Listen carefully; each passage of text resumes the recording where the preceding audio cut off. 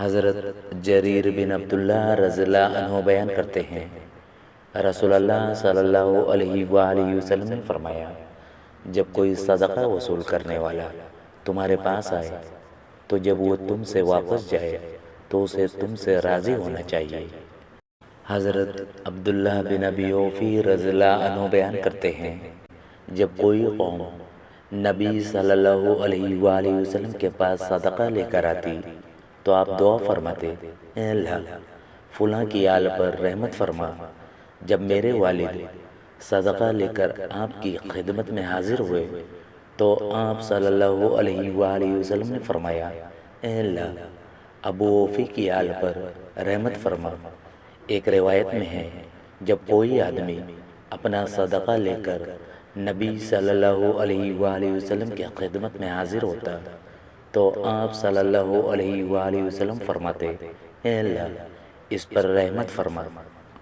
حضرت ابو ہریرہ رضی اللہ عنہ سے روایت ہے، انہوں نے فرمایا، ایک آدمی نبی صلی اللہ علیہ وآلہ وسلم کی خدمت میں حاضر ہوا اور عرض کی، اللہ کے رسول مجھے بتائیے کہ میرے حسن سلوک کا مستحق کون ہے؟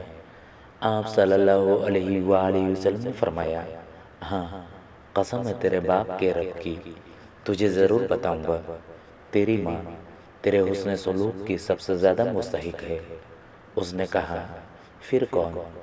آپ صلی اللہ علیہ وآلہ وسلم نے فرمایا، پھر تیری ماں۔ اس نے کہا، پھر کون؟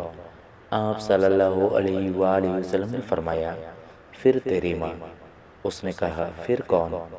آپ صلی اللہ علیہ وآلہ وسلم نے فرمایا، تیرا باپ۔ اس نے کہا، اے اللہ کے رسول مجھے میرے مال کے بارے میں بتائیے کہ میں اس میں کس طرح صدقہ کروں؟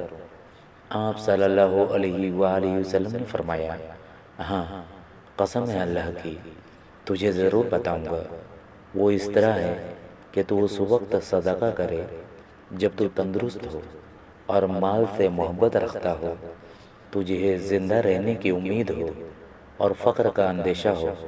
یہ صدقے کا صحیح وقت ہے اور مؤخر نہ کرنا، حتیٰ کہ جب تیری جان یہاں یعنی حلق تک پہنچ جائے، پھر تو کہے میرا مال فلاں کو دے دینا، میرا مال فلاں کو بھی دے دینا، وہ تو انہی کا ہو چکا، اگرچہ تجھے یہ حقیقت ناگوار محسوس ہو۔